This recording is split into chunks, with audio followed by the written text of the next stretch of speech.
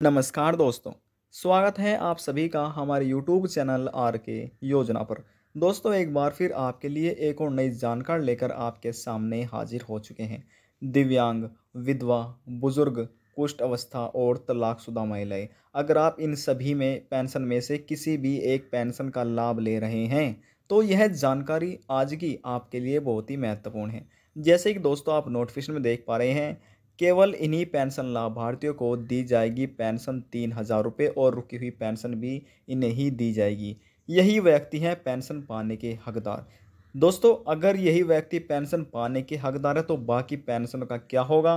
क्या उन्हें पेंशन मिलेगी या फिर नहीं मिलेगी? या फिर दोस्तों उनकी पेंशन यहाँ पर रद्द कर दी जाएगी? अगर रद्द कर दी जाएगी तो क्या कारण है पेंशन रद्द करने का? यह सभी जानकारी आज आप इस वीडियो में जान पाएंगे। वीडियो को शुरू करने से पहले हमारा आपसे एक छोटा सा निवेदन है। यदि आप हमारे चैनल पर पहली बार आएँ तो चैनल को ज़रूर सब्सक्राइब कर लीजिएगा। साथ ही दोस्तों बेल आइकन के बटन को प्रेस करना ना भूलें, ताकि जो हमारी वीडियो का नोटिफिकेशन है वह सबसे पहले आपको प्राप्त हो और आप सबसे पहले ही उसका लाभ उठा सकें।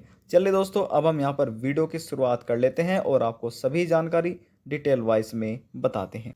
सरकार की तरफ से सभी पेंशन लाभार्थियों के लिए एक बड़ा अपडेट जारी हो चुका है। यह अपडेट पेंशन लाभार्थियों की पेंशन से जुड़ा हुआ है।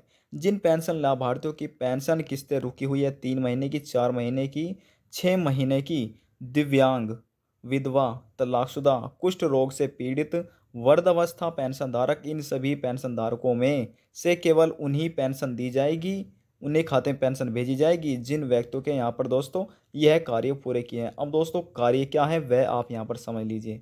अपनी पेंशन का ई-केवाईसी, यह तो सभी के लिए अनिवार्य है, चाहे किसी के खाते में पेंशन मिल रही आ रही है या फिर अभी के लिए बंद की गई है, अभी लाभ नहीं दिया जा रहा है। दोस्तों सबसे पहले आप ये समझिए कि सरकार ई-केवाईसी कराने के लिए सभी पेंशन लाभार्थियों से इतना जोर क्यों डाल रही है? वह इसलिए दोस्तों ताकि जो अपात्र व्यक्ति हैं उनकी पेंशन यहाँ पर काट दी जाए और जो व्यक्ति सिर्फ सिर्फ और सिर्फ पात्र हैं, पेंशन के पात्र हैं, उन्हें ही लाभ दे दिया जाएगा। कैसे पता चलेगा दोस्तों? जब आप अपना आधार कार्ड और मोबाइल नंबर अपनी पेंशन से लिंक कराएंगे, यानी कि ई-केवाईसी कराएंगे, सत्यापन कराएंगे, तो सरकार को आपकी पेंशन का अप्रूवल मिल जाएगा। जैसे ही अप्रूवल हो जाता है आपकी पेंशन का तो सरकार को पता चल जाएगा कि ये व्यक्ति पात्र हैं और ये व्यक्ति अपात्र हैं। जैसे ही दोस्तों पता चल जाता है तो सरकार आपके खाते में, अगर आप पात्र पाए जाते हैं तो आपके खाते में सरकार द्वारा पेंशन का पैसा ट्रांसफ़र कर दिया जाएगा, जितना भी आपका पैसा रुका हुआ है। अब दोस्तों जो अपात्र हैं उनकी पेंशन यहाँ पर कट कर दी जाएगी।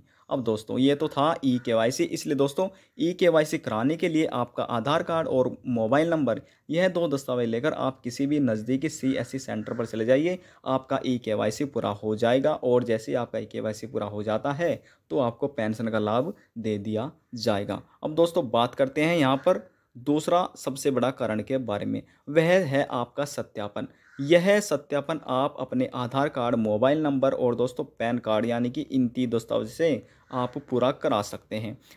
अगर आपके पास आपका आधार कार्ड, मोबाइल नंबर और पैन कार्ड है तो आप दोस्तों अपना सत्यापन करा सकते हैं। सत्यापन आपको कहाँ कराना है? यह तीनों दस्तावेजों की छाया प्रति लेकर, यानी कि फ़ोटोस्टेट लेकर आप अपने बैंक में चल जाइए और वहाँ पर जाकर जमा कर दीजिए। जैसे आप ये जमा करा देते हैं तो आपका सत्यापन पूरा हो जाएगा। वह इसलिए दोस्तों ताकि सरकार को समाज कल्याण, यानी कि पेंशन समाज कल्याण को आपके खाते की जानकारी मिल सके और वह आपके खाते में आपका पैसा ट्रांसफ़र कर सके।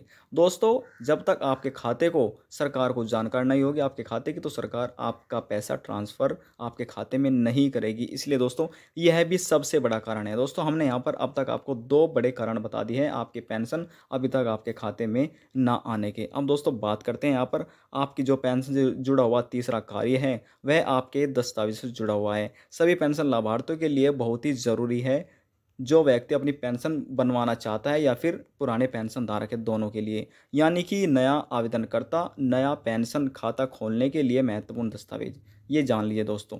उनमें से सबसे पहले आपका आधार कार्ड है, राशन कार्ड है, वोटर आईडी कार्ड है, पैन कार्ड है, मोबाइल नंबर है, आय प्रमाण पत्र है, जाति प्रमाण पत्र, मूल निवास, पति का मृत्यु प्रमाण पत्र, दिव्यांगता प्रमाण पत्र और यहाँ थी दोस्तों विधवा प्रमाण पत्र, तलाकशुदा प्रमाण पत्र। अब दोस्तों दस्तावेज़ तो हमने आपको यहाँ पर बता दिए हैं। इन सभी दस्तावेज़ों में से आपका आधार कार्ड लिंक होना चाहिए इन सभी दस्तावेज़ों में। ये सरकार का दोस्तों एक नया नियम है। यहाँ पर आप समझ लीजिए, अगर आप इन सभी दस्तावेज़ों में आपका आधार कार्ड लिंक है तो दोस्तों आप जो नए आवेदन करता है वह पेंशन का लाभ प्राप्त कर सकते हैं। और जो पुराने व्यक्ति हैं, पेंशन लाभार्थी हैं, तो आप इन सभी दस्तावेज़ों में आप जमा करा दीजिए। जैसे कि हमने आपको ऊपर बताया, दूसरे जो कार्य हैं उसमें आपको बताया है कि आपका पैन कार्ड, आपका आधार कार्ड और मोबाइल नंबर आप अपने बैंक में जाकर जमा करा दीजिए। इसी प्रकार से जो हमने आपको दोस्तों यहाँ पर दस्तावेज़ बताए हैं, ये आधार कार्ड से लिंक होना ज़रूरी है। अब दोस्तों यहाँ पर हम बात करते हैं, आपको बताते हैं चौथा सबसे बड़ा कार्य के बारे में। दोस्तों हमने आपको यहाँ पर 3 कार्य अब तक बताए हैं जो आपकी पेंशन आपके खाते में ना आने के कारण हैं। अब दोस्तों चौथा कारण क्या है वह आप समझ लीजिए। जैसे कि आपका आधार कार्ड है, मोबाइल नंबर है और आवेदन करते समय जब आपने अपने फार्म से आवेदन किया हुआ था तो हो जाता है दोस्तों, गलती हो जाती है आपके नाम में, जन्म तिथि वगैरह में, आपके पते में जो छोटी मोटी गलतियां हो रही हैं, इन गलतियों की वजह से जैसे आपने फार्म अपना भरकर सबमिट कर दिया है, आपके नाम में वगैरह में डेट ऑफ बर्थ में गलती हो जाती है तो दोस्तों फार्म तो सबमिट हो गया है वह, लेकिन उन गलतियों की वजह से आपके खाते में पेंशन का पैसा नहीं आ रहा है। दोस्तों कुछ ऐसे पेंशन लाभार्थी हैं, उन्होंने आवेदन तो कर दिया है लेकिन वह बोलते हैं कि सर हमारा पैसा अभी तक हमारे खाते में नहीं आया। दोस्तों कैसे आ पाएगा जब गलतियां हो रही है?